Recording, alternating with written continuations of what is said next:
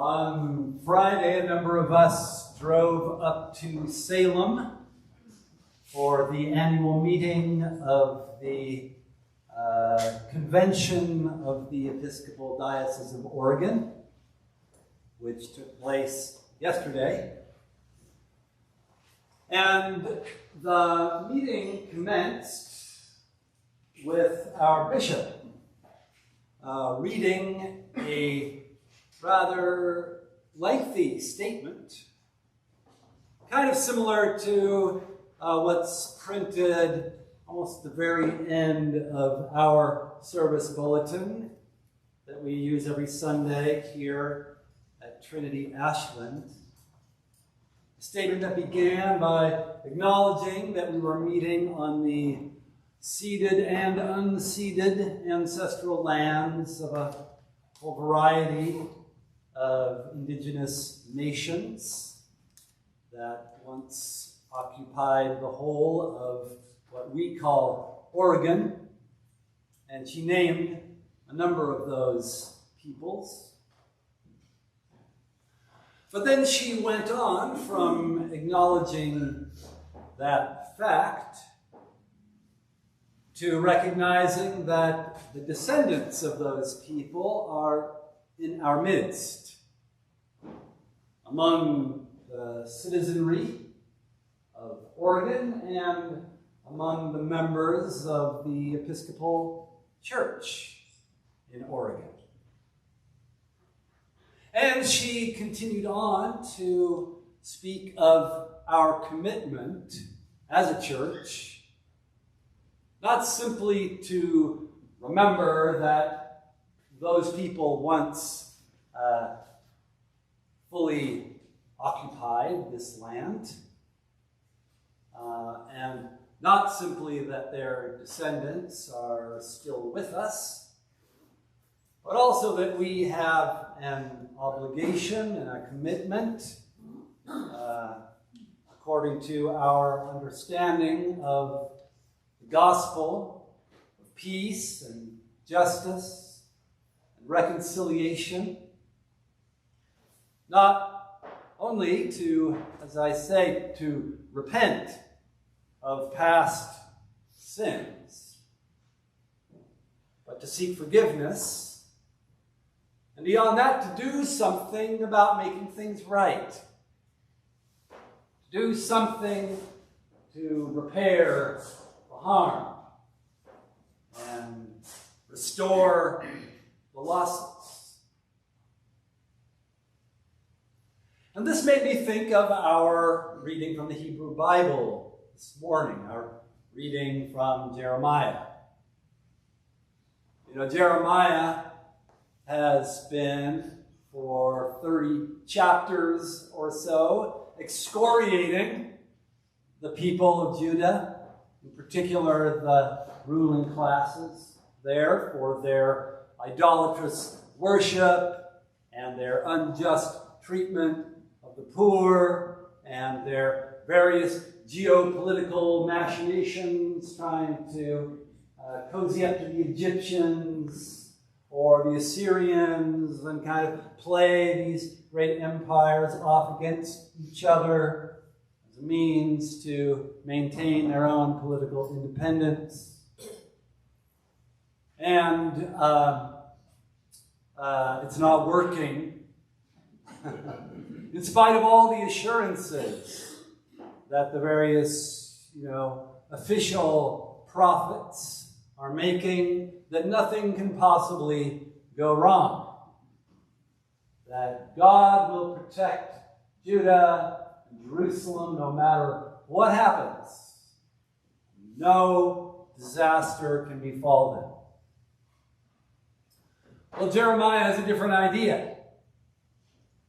And for 30 chapters, he's been laying out in rather sobering, if not frightening detail, the disaster that he is certain will befall Judah and Jerusalem. A catastrophe of, shall we say, biblical proportions. But here in chapter 31, he makes this odd kind of turn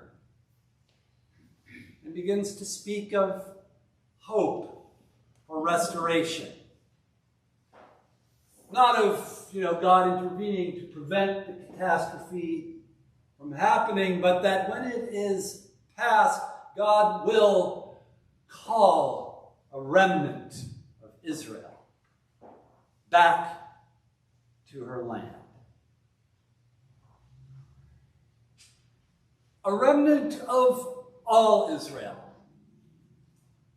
That was what really made the connection in my mind between what our bishop said to open our convention yesterday and this passage from Jeremiah, because Jeremiah is not simply talking about restoring a remnant of Judah or of Jerusalem, but of the whole of Israel, of Ephraim, my firstborn, which is a shorthand way of talking about the northern kingdom of Israel, which had been crushed by the Assyrians 150 years before. Those tribes from the north that had been deported into the Assyrian Empire and vanished from history. They, too, will be called from the kingdom of the north and from the ends of the earth, a remnant of all the lost tribes, called back to their land. And they will include not just the wealthy and the powerful and the well-connected, but in particular those who are blind, those who are disabled, women with children, women in labor, the most vulnerable people will be called by God from among the nations and led back on a way that leads by brooks of water, where they may refresh and cleanse themselves, a way that leads straight, so that they may walk without stumbling back to their home.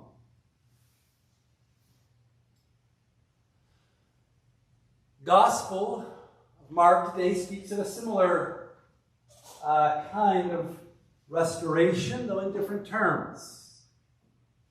And here Mark, too, makes a kind of a turn in the story, where the kingdom that Jesus talked about in Galilee, in terms drawn from a peasant's experience of God's abundant creation, a kingdom that is like a person who goes out and sows seed on the ground, a kingdom like the tiniest of all the seeds, a mustard seed that grows up to become a great shrub.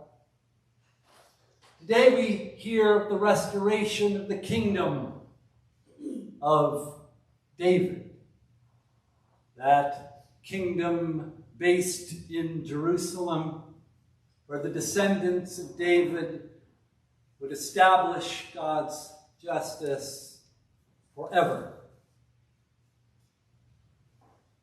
But that proclamation of the restoration of the kingdom of David is not made by some powerful leader. It's not accompanied by fanfares on a trumpet, but it is made by a blind beggar sitting beside the road. And it comes in the form of a plea for healing. And not just any kind of healing, but a plea for the restoration of sight. Son of David, have mercy on me, cries Bartimaeus. Because this is not simply a story of healing, but it's also a story of discipleship, the calling of a disciple. And unlike the other healing stories in the Gospel of Mark, Bartimaeus has a name. Just as Peter has a name, James and John and all the other disciples of Jesus who are named in the Gospel are called by Jesus, called by name to follow him. And Bartimaeus is crying out in the middle of this great throng of pilgrims on their way to Jerusalem, "Son of David, have mercy on me." It's a little bit of a foreshadowing of the next scene in the Gospel when Jesus will ride into Jerusalem on a donkey. And crowds of people will lay their clothes and branches that they've cut from the trees ahead of him, crying out, "Hosanna! Hosanna to the one, blessed is the one who comes in the name of the Lord. Blessed is the kingdom of our father David, which is coming. Hosanna in the highest."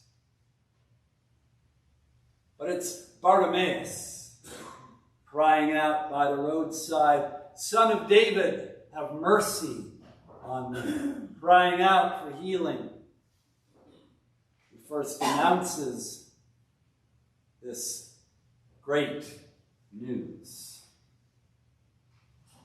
And Jesus stops and invites the crowd to call, the same crowd that was trying to suppress his voice, to call Bartimaeus to him.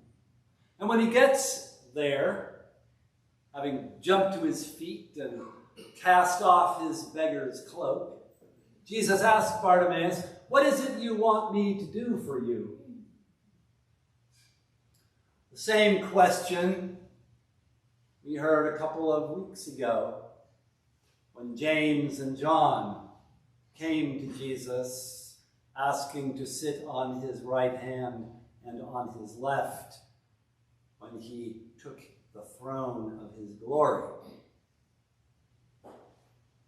But all Bartimaeus wants is to see again.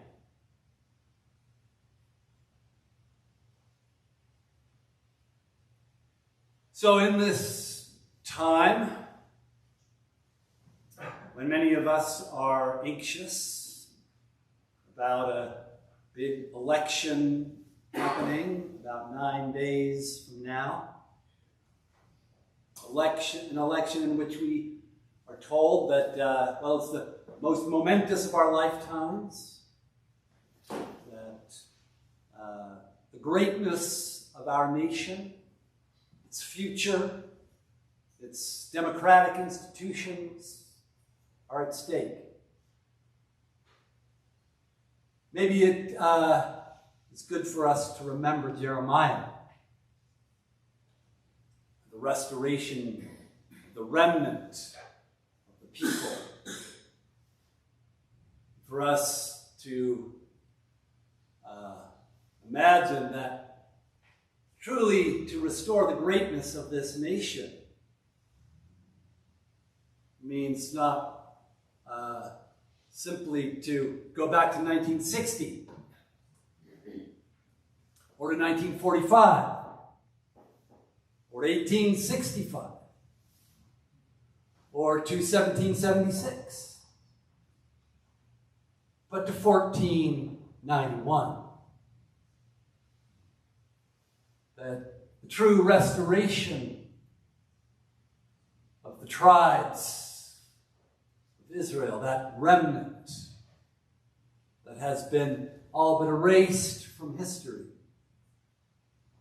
depends on God's remembering.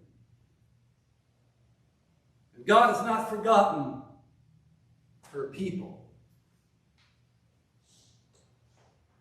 And also to remember that amid all of the noise, all the propaganda, the advertising, the chattering on the TV set, all the spin doctoring, the memes on social media. A blind beggar is crying by the roadside, crying to see again, crying for the restoration of vision. That only God can do this. Only God can give us the sight to see what it truly means to be great. As Jesus said to James and John, after he asked them, "What do you want me to do for you?" That the first among you must be last of all and servant of all. That the Son of Man came to give his life for the redemption of many. And that when Bartimaeus received his sight, he followed Jesus on the way. He followed Jesus on the way to Jerusalem. And with that restored sight,